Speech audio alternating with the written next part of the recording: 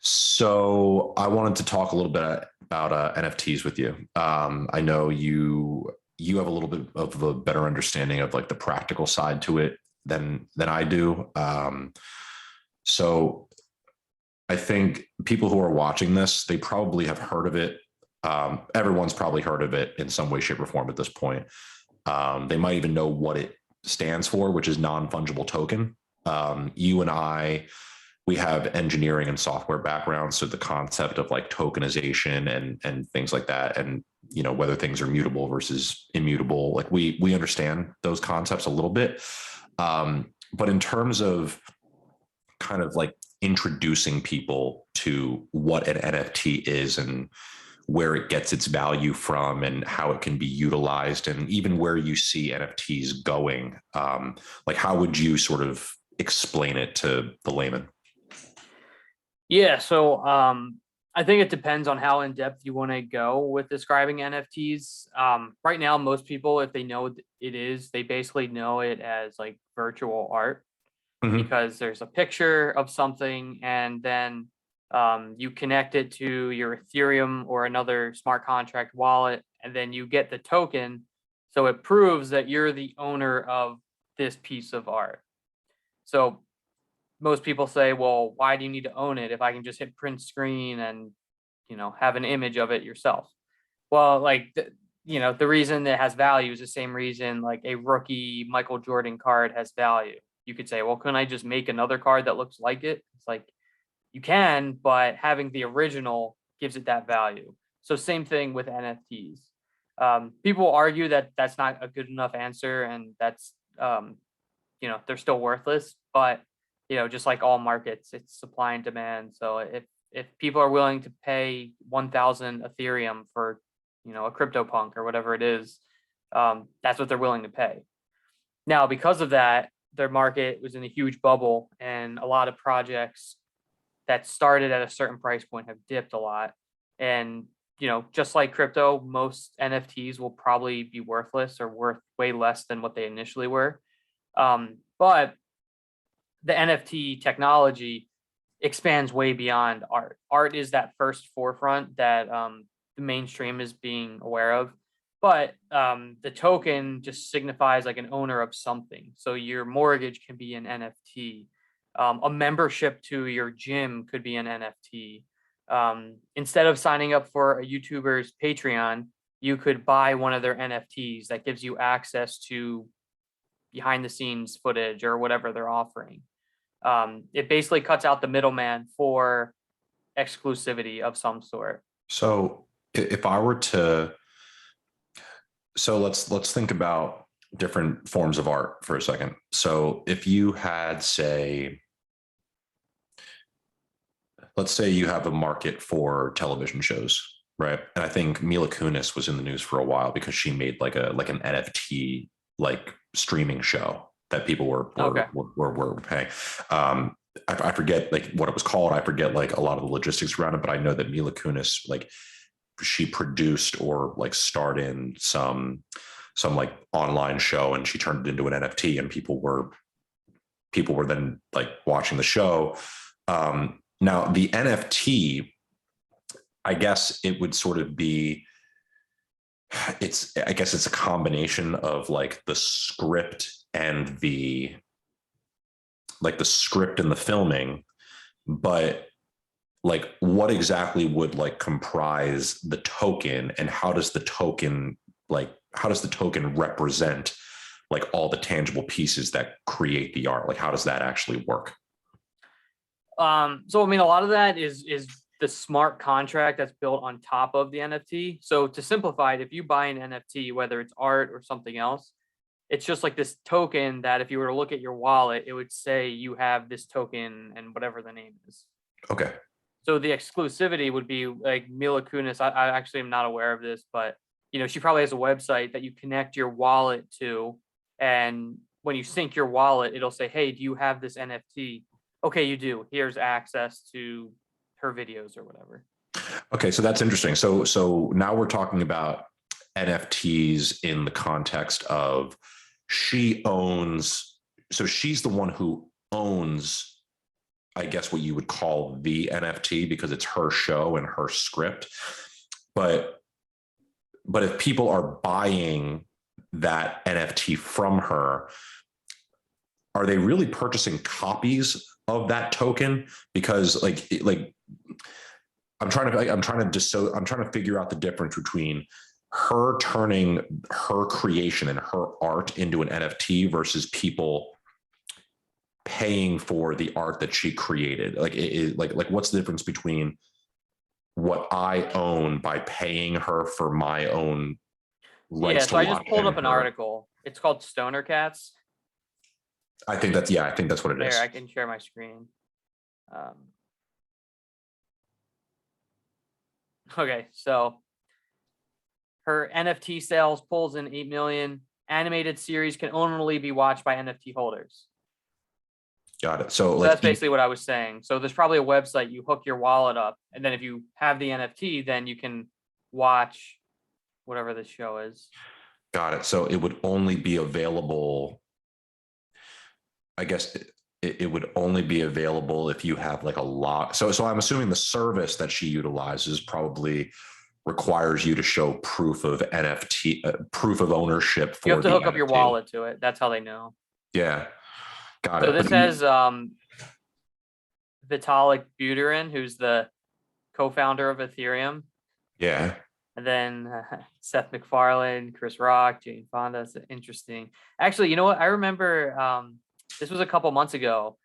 Either Ashton Kutcher or Mila Kunis, they posted like a video on Twitter, and it was those two talking about NFTs. And then they like pan the camera, and it's Vitalik just eating like cereal at the table. It was a random video, but I guess it had something to do with this. I gotcha. Yeah. Yeah. So I guess.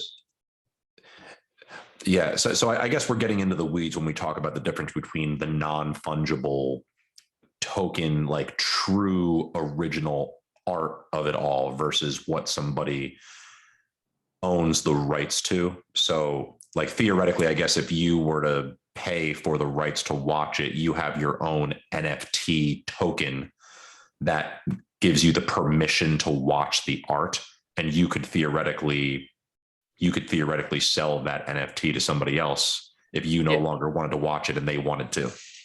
Yeah. Got it. Yeah, that makes sense.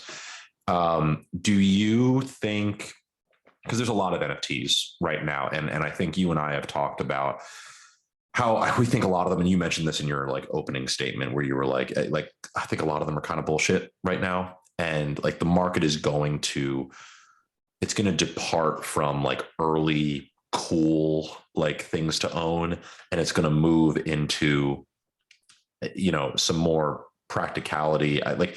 Where do you think it goes from here? Do you think it's music? Do you think Tim Dillon was joking about how like you could turn your jokes into an NFT? He was like talking to Rogan about that. Where do you think it goes in terms of like its biggest markets?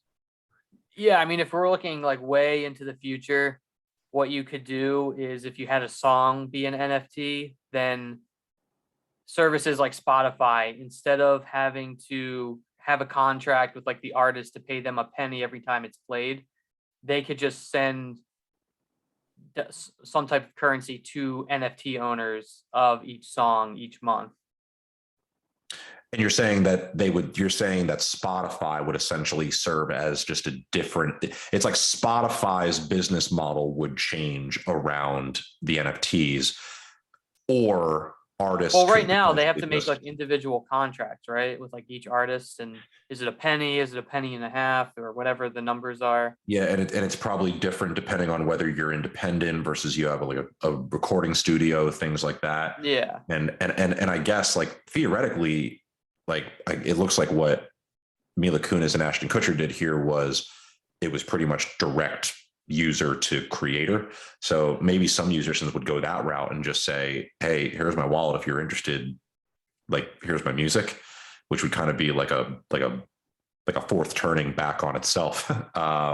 Yeah, I mean, it could be theoretically you could create an album, say, hey, if you want to buy an NFT of this album, you have like 1 day to do it.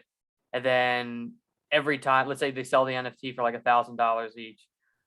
every time that song gets played, that 1 penny gets split up between all the NFT owners. Yeah. Yeah. Um, Okay, I got you. I know, like I saw. Do you know who Kevin Rose is? The name, I don't know who it He is like though. founded Dig. He's like a tech guy. Okay. But he created an NFT, but it's more like a Patreon where it was limited to only 100 people. But if you own that NFT, he's going to do like in-person meetups. There's like a private Discord channel. Um, there's like a lot of benefits to it, and it's a 3-year membership. So for 3 years, anyone who owns that NFT gets access to all this stuff. So that's like another, like, this is the first time I've heard someone like notable do that. And it was expensive. It was like 2 or 3 Ethereum. Yeah. Yeah. And I guess that, see, what's kind of cool about this is, I guess it used to be, like, oh, there's a max of 100 NFT, like there's 100 NFTs that can be purchased. But once you have that purchased, like you own that NFT. That NFT is of whatever value you spent for it. That value could change. Like, say Kevin Rose's Discord becomes this super duper crazy valuable thing to be a part of. Like, you might have a guy who paid, let's say, 2 Ethereum up front for Kevin Rose's NFT. And then he just decides, hey, you know what? If anyone's willing to give me, 10 Ethereum for it, I could give you this NFT and you'll now have access to Kevin Rose's thing. But Kevin Rose wouldn't know that. Like, Kevin Rose would just know that he wouldn't know until someone said, oh yeah, I bought this NFT off this other guy. So no longer is it like a submission process. It's actual tokens that people can just sell to anybody, and whatever the NFT is for, you now have access to that thing. Yeah. So it is kind of like a wild, wild west in that regard. It removes a little bit of the organization, but it opens up the market. Yeah, and that's like another shift in NFTs and crypto in general, is there's a shift from identity, like KYC, like know your customer, to pseudonyms. So like there are people who are famous who are like avatars with like a username that no one actually knows what they look like. They don't know their real name, but these are like famous people who are in on NFT projects, who are, basically in a way like replacing like the VC space. Yeah. And that's a shift because, like you said, like a lot of people, not everyone wants to be famous. So if you're like really into the crypto space or NFTs and you've made a name of yourself in the various Discord servers and you advise a bunch of projects that do well, you could be worth like $100 million and you're like a frog on Twitter that has like a bunch of followers. So it's like, if you want to go to McDonald's or like a restaurant, like you'll never have to worry about someone like knowing you. Yeah. And also, when it protecting your identity from, the government, it also helps there too. Yeah, that's really funny. I think, is there any way, like, do you think the technology around like the free market of it all and the decentralization of it all, like, do you think there would potentially be, I'm trying to think of like a good example. Like, I used to write for a fantasy baseball site. That's where me and one of our other friends met. And to be a part of that Discord server, and to like interact with like the writers for the site and things like that, you could pay maybe $10 a month and it would get you access to the writers, the founder. Like, an additional $5 got you the ability to like make suggestions for episodes and things like that for the podcast. Now, if that were to go away from just like a Patreon style $15 a month and it became an NFT,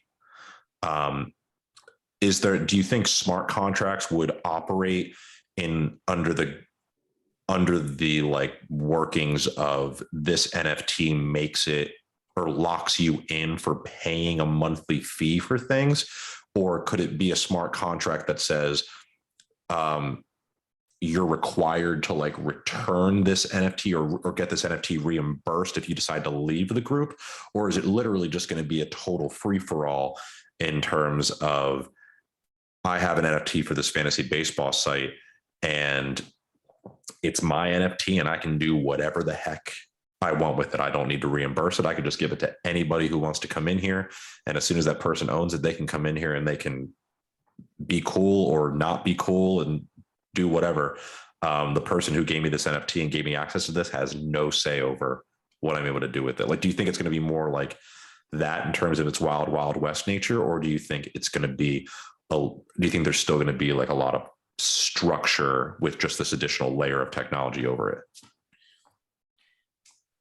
Yeah, I mean, it's going to go both ways. Like, you're going to see, because it became kind of a buzzword this past year. So people are going to try to make NFTs for things that don't need to be NFTs. So like your baseball website, like if it's $10 a month and it's just like a small thing, you don't need to build and make NFTs, especially now when it's not as simple. Like eventually it'll be simple where there's probably a service you pay like a couple $100 and it'll create the NFT for you. So then you just assign it to whatever. You can kind of set the rules. So like the first 100 people who buy this NFT for 1 Ethereum on this day will get it. So like right now you would have to create that smart contract, create all the code for it. Eventually there'll be services where you just pay a little bit and then it does it for you. So until that's built, it doesn't make sense for like a small baseball website to try to use this. Yeah. I think that's a good point, actually. It's like when you think about what things are supposed to be NFTs versus things that aren't, like, let's keep it in the crypto space. That service, you're better off just asking them to pay their monthly fee in ETH than you are turning it into an NFT that you own for access. The NFT is like, that's not a piece of art. Like, if you think that the rights to your Discord server is art, then you're a narcissist. So that's like, yeah, and NFTs aren't limited to art. Art is just. I understand. I think, but it is kind of a good, like, foundational way to think about them. I think, like because you're trying to think about things that people can hold, that hold a stored value, and that there's an actual market for, not necessarily a utilization of. And that's not to say that there can't be utilization of certain NFTs. That's not what I'm saying. But yeah, no, that is kind of unique. Like the Tim Dillon and Joe Rogan bit about like you're going to be able to sell your you're going to be able to sell your jokes one day, like that kind of thing. That's just like, that's almost funny to me. It's like I guess what you would do is you would write or script or audio a joke or a bit, and then you could essentially give someone the rights to that original, and now it's their joke that they can take or whatever it might be.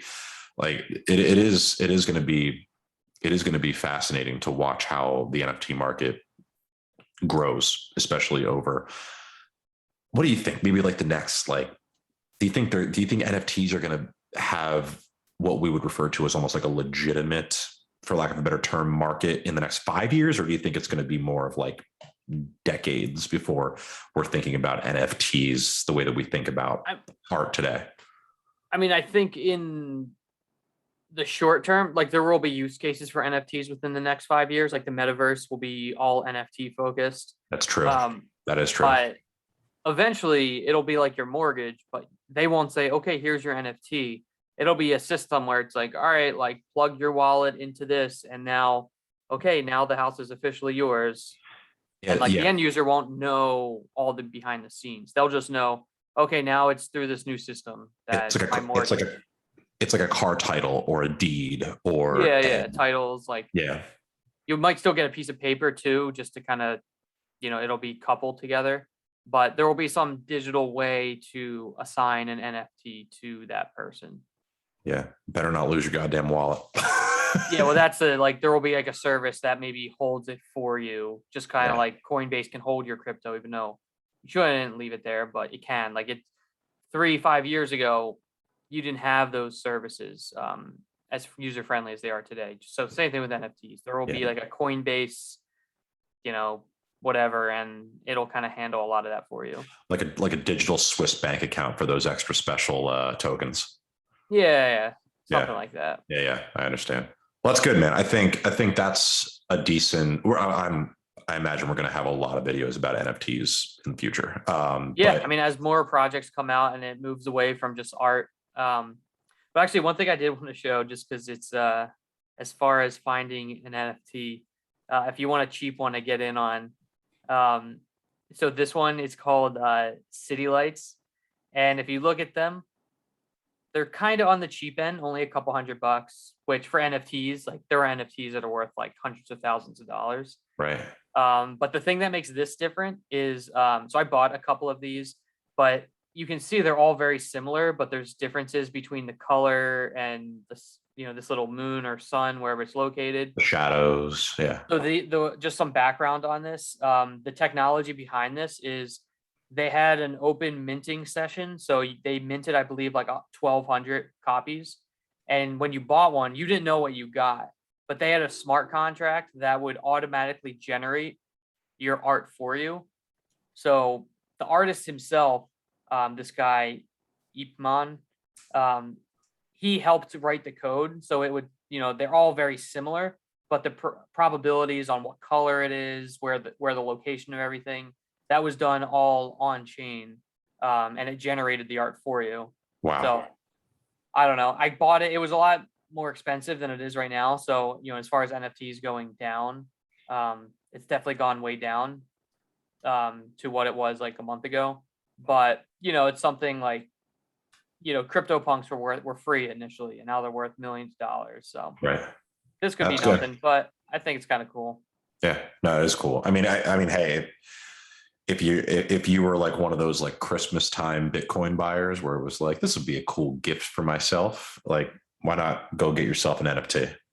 Yeah, and like if you just look in the properties, it shows you like 1% have this trait, 48% have this thing, Gotcha. and this was all done kind of like at random when you bought it.